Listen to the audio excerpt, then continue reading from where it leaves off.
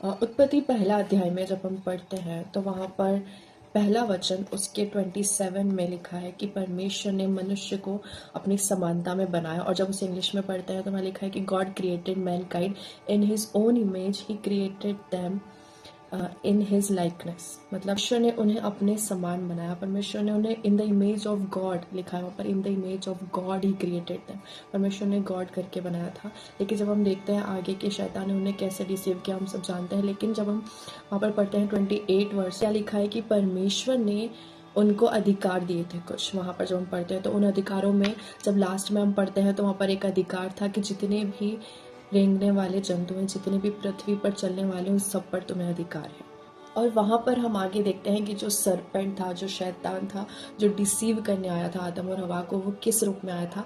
Serpent के रूप में। और जो सरपेंट है वो एक ऐसा क्रिएचर है जो ज़मीन पर रेंगता है, ज़मीन पर चलता है। मतलब परमेश्वर ने उनको पहले से अधिकार दे रखा था उस सरपेंट के ऊपर, उस शैतान के ऊपर, आदम और हवा को। लेकिन उन्होंने उस अधिकार का इस्तेमाल नहीं किया और उन्होंने उल्टा डिसोबे किया और शैतान की बात मान ली। इसीलिए वो पाप में गिरे और परेशानियां और कष्ट उन्हें झेलने पड़े।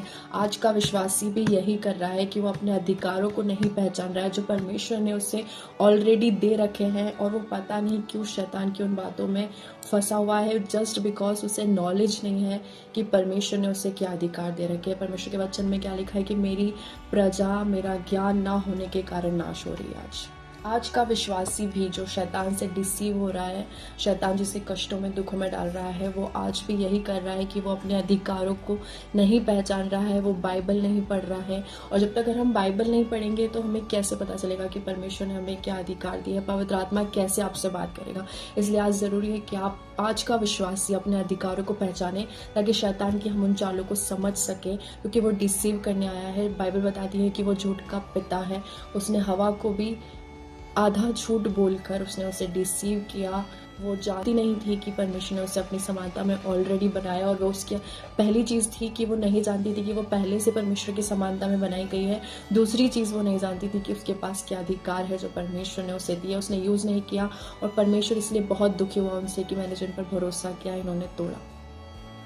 आज लोग रो रहे हैं, लोग गिड़गिड़ा रहे हैं, परमेश्वर से प्रार्थना कर रहे हैं, परमेश्वर ये बीमारी, ये कर्जा, ये मुसीबत, ये चीज़ें। लेकिन परमेश्वर आपको देख के बोल रहा है कि मैंने तुझे ऑलरेडी अधिकार दे दिए हैं। आदम हवा वाली गलती मत कर, अपने अधिकारों का इस्तेमाल कर शैतान के खिलाफ।